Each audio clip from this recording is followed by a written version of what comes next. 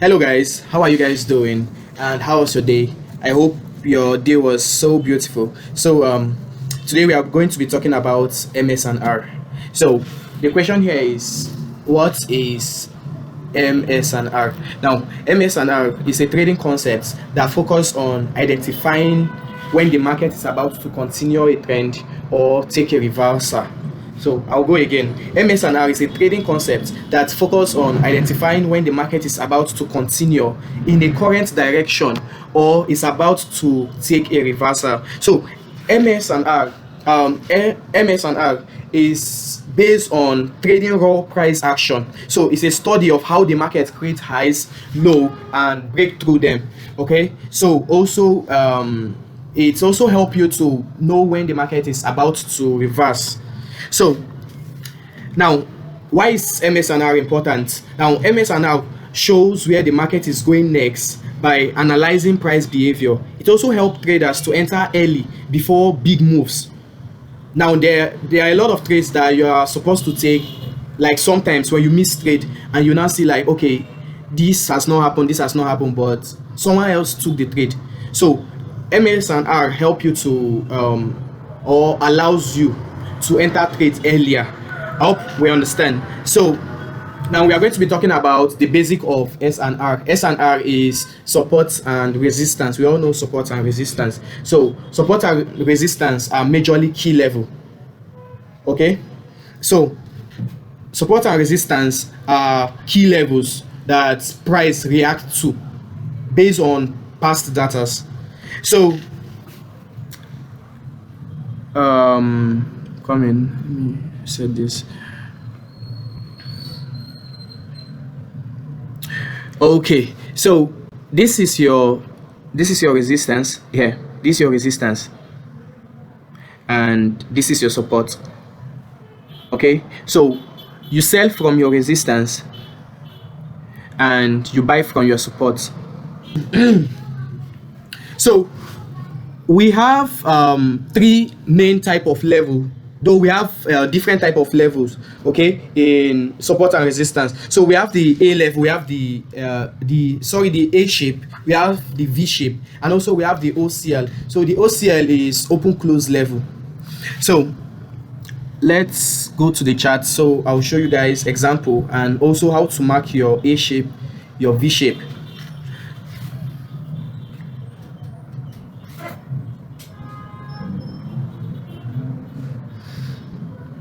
Now, remember when I talked about support and resistance, I said that you sell from your resistance and you buy from your support.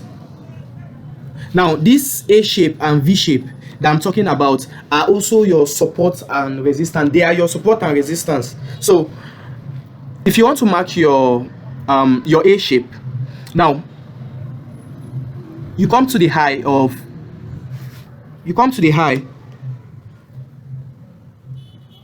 like this. So you mark from the close of the bullish candle. That's if you want to mark your A shape. So you mark from the close of the bullish candle and then you extend it to the right hand side. And another way to mark your A shape is by changing the chart to a line chart. So you see the A shape more clear and you mark from the tip. Okay, what's wrong with this one again? Sorry about that. So as I was saying, to mark your A shape, you mark from the close of the bullish candle and then you extend it to the right hand side. And same thing for the V shape. To mark your V shape, you mark from the close of the bearish candle and then you extend it to the right hand side. Why? The OCL stands for open close level. Okay, so this is what an OCL look like, where a candle opened or a candle closed, then another candle opened from there. Now the gap within two of them is your OCL, like this. So let's say this is a bearish candle. Let me change this to red. And when this candle closed there, another candle opened there immediately and went down. Now this is your OCL. Within this gap here, you mark and you extend it to the right hand side. This is your OCL. Let me show you example in the chart. So this is your OCL. Now you just mark from here where this candle closed and another candle opened from there to continue the move. So you mark from there and you extend it to the right hand side. I hope we understand. So this is your A shape. You mark from the close of the candle. Both your A shape and the V shape and your V shape, you mark from the close of the candle and you extend it. This is your V shape here. You mark from the close of the candle. You know that the bullish candle opens from below, then close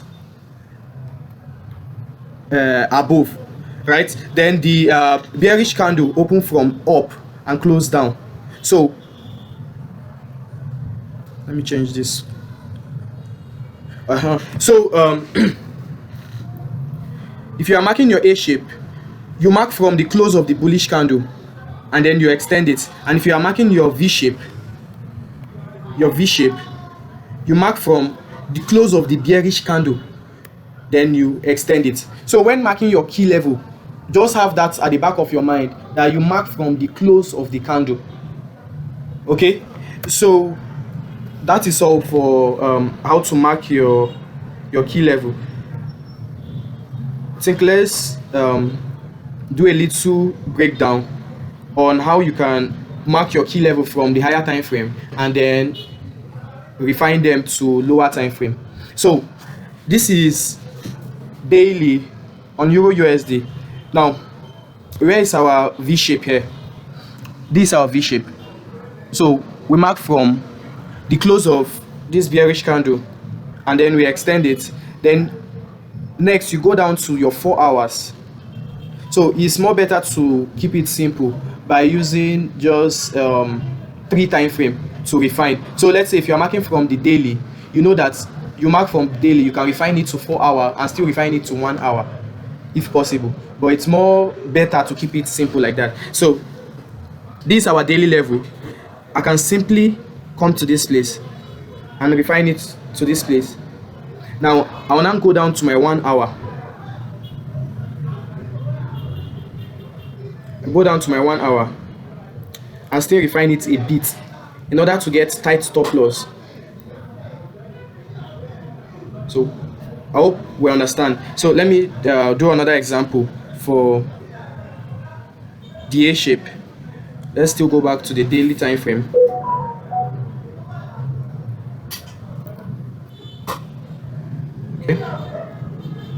Okay, let's say we want to use here. Now on our daily time frame, we mark from the close of the bullish candle and then extend it, and then we go down to 4 hours.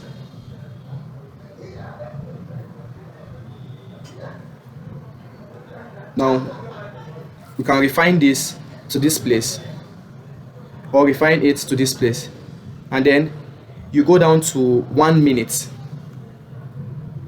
to 1 hour, sorry. You see that the 1 hour level corresponds with the 4 hour level. You can choose to refine it or you leave it there. So whenever a time frame corresponds with another time frame, that makes that particular zone more valid. Okay, so price is likely to react from that zone. So the next thing I want to talk about is fresh and unfresh level. So if we want to mark all the OCL and all the A shape and V shape we have here, then we'll mark everything. We'll have to mark everything here, because in every swing or every movement there is an A shape, V shape, or even an OCL there. But how do you know the ones that are valid and the ones that are not valid, or the ones that are fresh and unfresh? So let me write this down.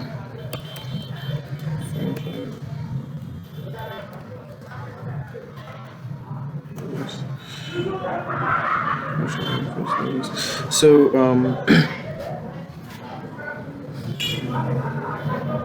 now let's say we have a bullish candle like this, and we now have a bearish candle here. This is a bearish candle, for instance.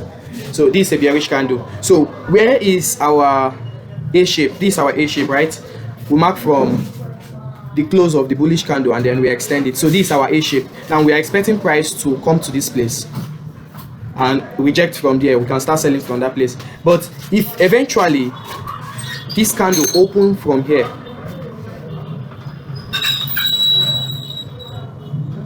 and then wick to this place like this, automatically this place is no longer a fresh level. This place is no longer a fresh level because price has used it. Okay, but if this wick comes to this place, but didn't touch this place, let's say this is our level and price didn't touch this place is still fresh. So if you go to your charts, you find out that there are a lot of A shape and a lot of V shape. Now, how do you know the A shape and V shape that are valid and the ones that are not valid? Now, anyone that price has touched with a wick, that one is not longer valid, it's unfresh. Okay, for example, this is an A shape, price haven't come to this place is fresh. This is an OCL here. This candle didn't touch this place before it went down, it is fresh. This place is still fresh. But look at what happened here. I want to see a very perfect I have a very perfect example here. Look at what happened here. Now let's say you are looking for a sell from here. This place is reacting to somewhere here and you want to sell from here. Now you now see that this level have been formed. This price that opened from here and touched this wick has automatically make this place unfresh. So this place is not a fresh zone. That is, it's not valid. I hope we are following. So the unfresh level are usually the ones that price has used.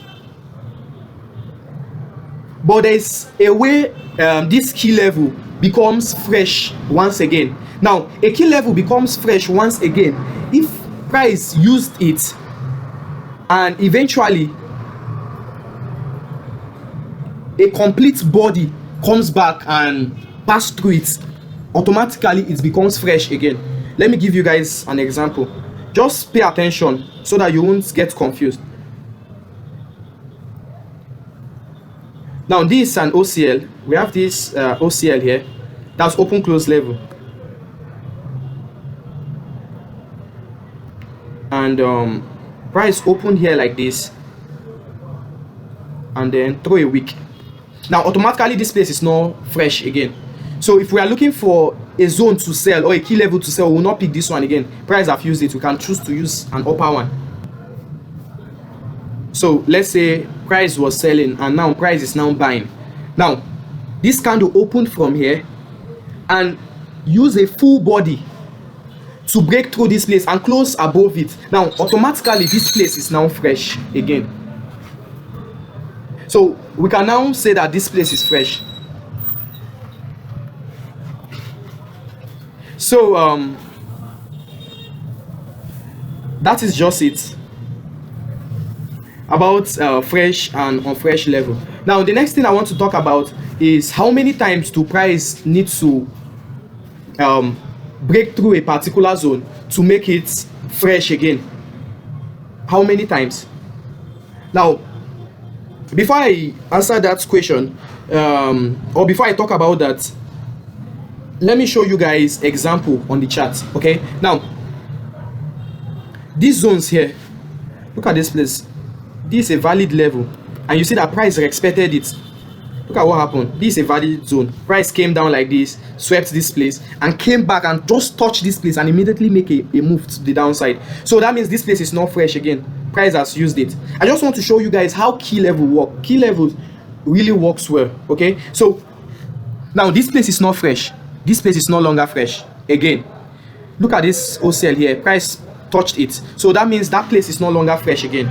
But when price break through this zone, automatically this zone is now fresh once again. Look at it.